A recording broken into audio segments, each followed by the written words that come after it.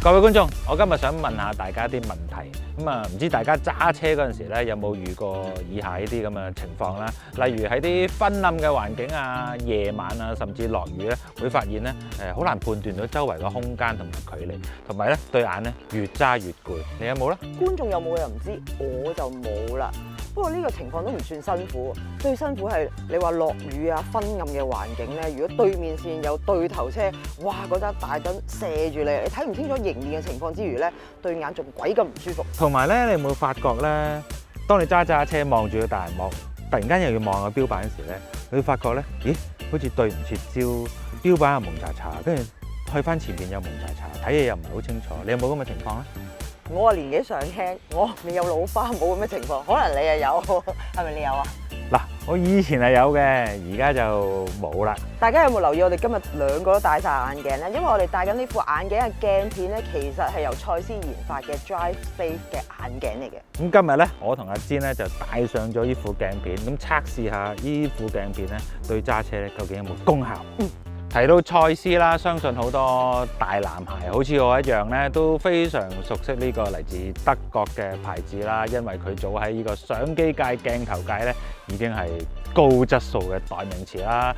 早喺1846年咧，呢個牌子已經成立咗啦。除咗喺相機鏡頭界大名鼎鼎之外咧，亦都開發咗好多專業嘅光學儀器啦，好似顯微鏡啊、天文望遠鏡啊。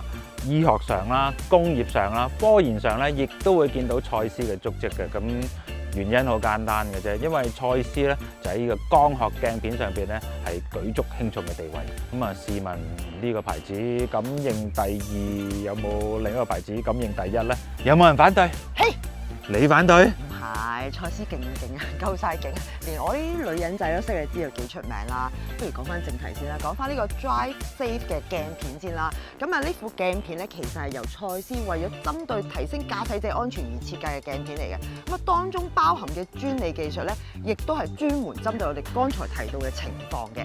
咁包括咗啲咩咧？第一樣嘢就係 Luminance Design Technology。第二樣 Drive Safe Coating。第三樣嘢就係 Drive Safe Lens Design。大家聽完呢3個 terms 咧，可能都未必明係咩嚟。我哋唔係光學嘅專家。冇錯。簡單啲解釋俾大家聽啦。Drive Safe 鏡片咧個作用咧，就喺光線微弱、昏暗嘅情況之下咧，就令駕駛者睇嘢嗰陣時咧就可以清晰啲啦，冇咁容易受到其他光線嘅擾亂。而且咧，亦都可以方便咧，當你轉移遠近咧或者左右視線嗰陣時咧，就會 sharp 啲、快啲，即係揸車安全啲咯。仲有一樣嘢好緊要喎，如果你本身咧係冇近視、冇散光，平時揸車唔需要戴眼鏡嘅話，喂，其實呢塊鏡片咧一樣係有用嘅喎。至於你本身有近視、有散光、有遠視，甚至要配漸進鏡嘅話咧，原來 Drive Safe 咧都一樣對應嘅喎。講係冇用噶嘛，我同你都未試過呢塊鏡片嘅，所以我同你咧今次嚟個人肉大測試啊，揾咗專業視光師啊幫我哋配咗一副適合我哋用嘅 Drive Safe 鏡片啦。你剛才提嘅情況咧就啱啱正好啊，我同你啦，我對眼係冇乜問題嘅，因為我做咗 LASIK，冇乜近視嘅，得翻少少嘅啫。你對眼咧鬼咁多問題。你又多問題。而經過專業嘅視光師測試之後咧，我嘅眼睛咧就左右眼有100度近視。仲有150度老花，所以咧我就要配一副有漸進功能嘅 Drive Safe 鏡片啦。而你就啱啱做完LASIK冇幾耐，冇近視，但係因為你年紀都有翻咁上下啦，所以視光師咧，等我講埋先，留翻100度嘅近視咧，將來 balance 佢嚴重嘅老花嘅。詛咒我嚟㗎，點測試好咧？好緊張啊！其實咧，我哋又想試下幾個唔同嘅 situation 啦，分享下用後嘅感覺俾大家聽啦。第一個就試下日光日白嘅情況下係點先啦，睇下個效用有幾大啦。之後就會試對頭燈啦，唔係嗰對頭燈，即係迎面車嘅對頭燈。會唔會將個干擾咧降低咗啦？夜晚試對頭燈啊。另一個 situation 咧就係我哋會試下揸去一啲鬧市嘅地方啦，一啲市區啦，因為市區咧就比較多燈牌啊，多車啊，即係好多干擾，好多雜訊。係啦，睇下個效用或者睇下個感覺又會唔會唔同啦。最後咧就試下落雨啦。哇！但係今日好好天喎。不如試下咧噴啲水落個擋風玻璃度啦，咁睇下會唔會產生到落雨嘅效果啦。咁最後一個測試咧就係只係我啱用嘅啫，因為我話配咗漸進嘅鏡片啦，咁我試下遠近對焦嗰個速度咧同埋清晰度咧會唔會快咗啦？咁其次咧就係車入邊嘅 mon 咧個光線咧會唔會對我構成嘅影響咧可以降低嘅？係啦，所以我哋特登今日就借咗部 Tesla 有大 mon 嘅，咁啊測試啦。咁好緊張，冇咁多，我都想試下有冇用，快啲上車啦！好。為咗令到觀眾咧一齊可以感受呢副 Drive Safe 鏡片嘅效果咧，我哋特登咧就 set 咗兩部相機喺個車頭，一模一樣嘅相機。咁啊，其中一部相機咧就加咗一塊蔡司 Drive Safe 嘅鏡片嘅，咁啊睇下拍出嚟嘅效果，令大家感受一下啦。兩部相機係同樣嘅光圈、同樣嘅快門、同樣嘅型號。咁啊，而家都仲係有日光啦。咁啊，我哋而家試下呢個情況咧。喂，我揸咗一陣都已經發現咧。原來好得意喎，有一層好淡嘅黃啡色咧，即係好似戴咗一個好淡色嘅太陽眼鏡咁，但係其實又唔係太戴緊太陽眼鏡喎。哦，係佢依塊鏡片咧係有少少微微嘅偏黃，但係佢唔會話令到哇成個顏色矯錯晒，唔會嘅。冇喎，冇嘅。咁其次咧，我發現咧依副眼鏡咧。對睇一啲路面上面常用嘅顏色啦，紅色啦、藍色啦、綠色啦，你會發覺呢三隻顏色咧，喂特別嗰個豐潤咗啦。咦，又好似係啊，好明顯嘅呢個。係喎，望緊呢個路牌。個路牌嘅對比度，嗰啲字咧會清晰咗好多。即係話你路面上面常見嘅路牌啦、燈號啦，或者指揮牌啦，呢三樣嘢咧，你睇得出嚟咧都會特別 sharp 嘅。我自己反而最大感受係望住個天啊！即係如果個天咧有比較，因為天比較白比較光啊，咁嗰層淡嘅黃黃地嘅啡色咧，令到你望落去就好似冇咁殘眼，舒服啲咯。係。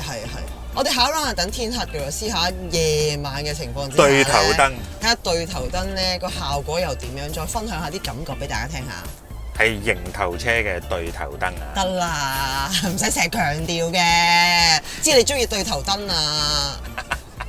跟住落嚟嘅測試咧，就你揸車啦，就我揸車啦。進入夜晚嘅時間咧，就呢段路就特登揾好多對頭燈喎。對頭燈啊！喂，好明顯喎，真係好明顯啊！好明顯，呢個係夜晚依副 Drive Safe 鏡片咧，發揮到我最深刻嘅功效之一啦。咁一般嚟講咧，而家啲頭燈咧係好鬼光噶嘛。咁你迎頭望住佢嗰陣時候咧，你會發覺咧，哇嗰個圓光咧係好犀利嘅，咁好鬼殘到你隻眼。咁戴咗依副鏡片咧，我覺得咧起碼減咗一半。佢仍然有圓光，但係大減少咗。而另一個好得意嘅地方咧，就係佢雖然減咗個圓光，但係對光度嘅強度咧係冇影響到嘅。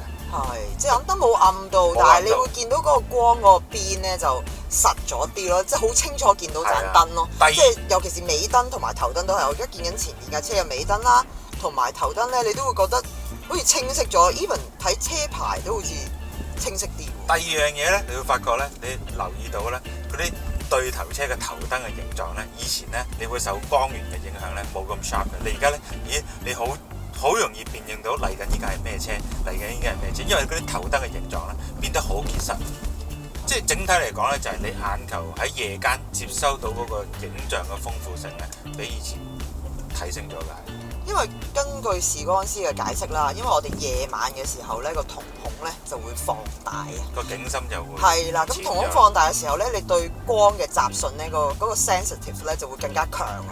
咁你知啦，而家啲車頭燈學你話齋咁多光，咁你變咗咧就會好干擾你嘅視線。咁如果有呢副鏡片咧減低咗呢啲雜訊嘅時候咧，就會舒服啲啦。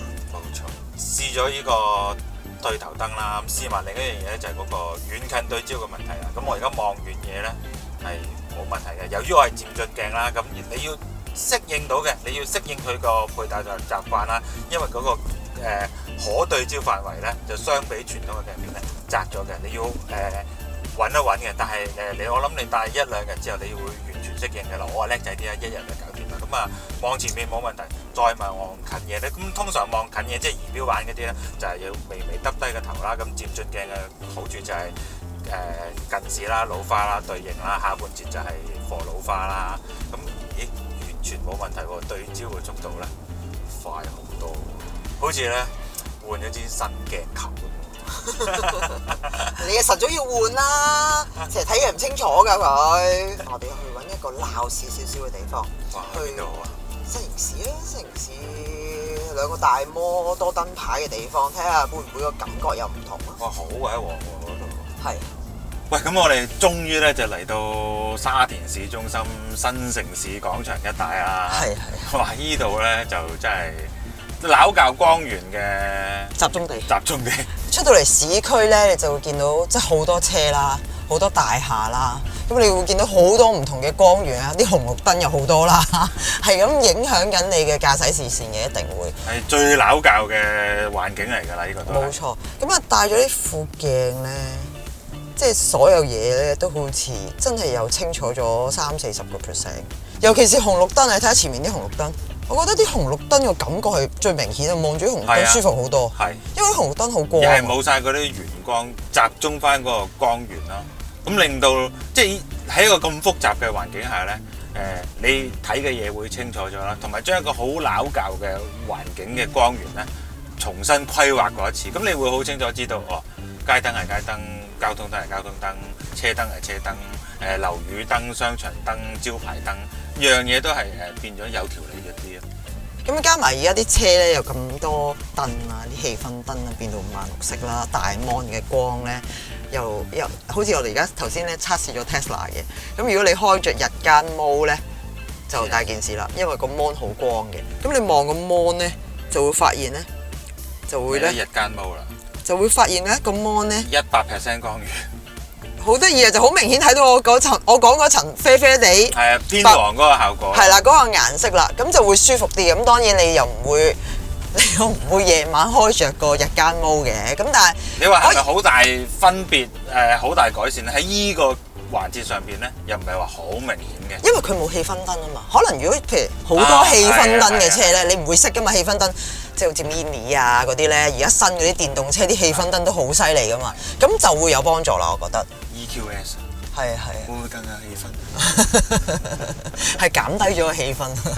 你睇下嗱，而家滿字嗰個牌咧，啲停車場滿字嗰啲霓虹燈牌咧，你就睇到個分別喺邊度啦。哇！連啲樓宇入邊啲人喺度煮緊咩餸都清楚咗，講笑嘅梗係冇可能㗎啦。清楚啊！你使乜咁誇？係有分別嘅，啲字都實淨咗，得意啊，幾好喎感覺。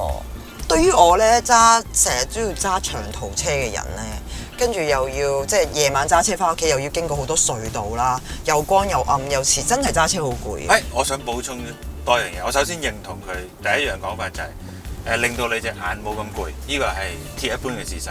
第二樣咧，我哋今日冇測試，但我之前都測試過，就係當啲隧道咧變成單管雙程嗰陣時咧，哇！依副眼鏡咧係絕對幫到手。單管雙程嗰啲對頭車咧係唔會掂啊晚燈，哇下下都迎頭飛埋嚟。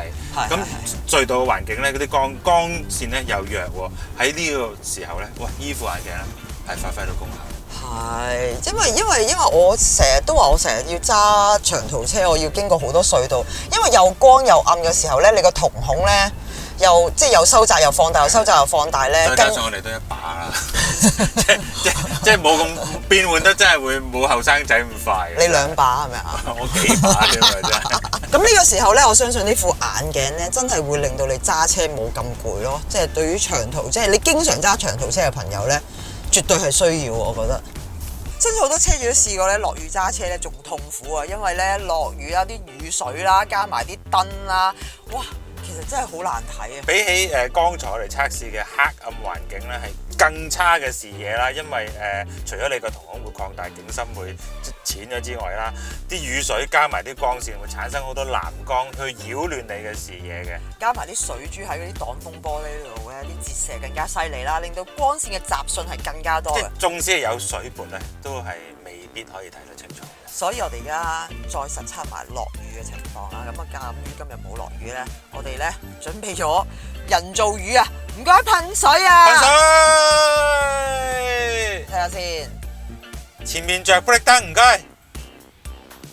OK 喎，睇到個分別喎。好都大分別嘅喎。係啊，因為落雨咧，始終真係啲水珠令到啲折射更加犀利。你睇你對眼仲辛苦啊，你更加要俾力睇清楚前面嘅情況，即係更加要用神啊！簡單啲講。佢好明顯嘅分別咧，就係見到上邊嗰支尾燈咧係有一條好闊嘅紅線咧變收窄咗嘅。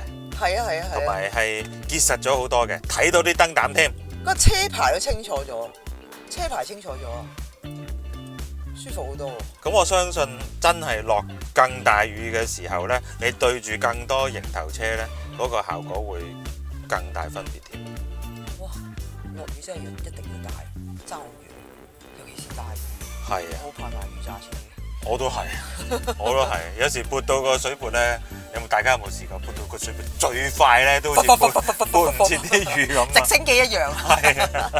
嗱好啦，經過一日嘅測試啦，又有日頭啦、昏暗啦、黑暗啦、模擬落雨啦，咁我哋嘅結論係點咧？我結論我發覺夜晚同埋落雨嘅效果係明顯好多㗎。咁啊當然啦，咁啊佢真係唔係一塊神鏡嚟嘅，唔會話戴咗咩都清晰晒嘅。咁但係佢真係可以幫到你咧，提升駕駛視線咧，起碼我覺得3-4成以上啊！我自己咧就會認為佢係一個人肉安全提升裝置啦。即係咩嚟㗎？喂，好多人想改嘅車安全啲，喂有冇諗下不如改埋個人啦？哦，咁啊睇嘢清楚啲啊，揸車安全啲啊，咁啊梗係鐵一般嘅事實嚟㗎啦。不過唯一考量嘅就係即係價錢咯。咁即係幾錢？咁啊 Drive Safe 嘅鏡片咧，個起步價咧就係3500蚊啦。當然如果你好似我咁，即係要漸進有老花咁啊，當然要再貴啲啦。咁啊功能多啲啊，自然啊貴啲好正常嘅。不過3500蚊啊，雖然比普通鏡片啊貴咗少少啦。蔡司本身都係最高 grade 㗎啦喎。咁啊蔡司喎，其一啦，其二我自己覺得如果真係揸車安全啲，平時揩花碰撞都唔止呢個價錢啦。喐下都1萬幾千啊。係啊，咁啊可以慳翻唔少，咁同埋又令到你揸車冇咁攰，個人即係挽回嘅精神，唔係錢可以挽回你嘅青春啊！真係。你嘅就係青春。咁啊，我哋今次都覺得依塊鏡片係對駕駛者真係幫到手嘅。係。咁啊，下次再有咩測試，再同大家介紹。拜拜。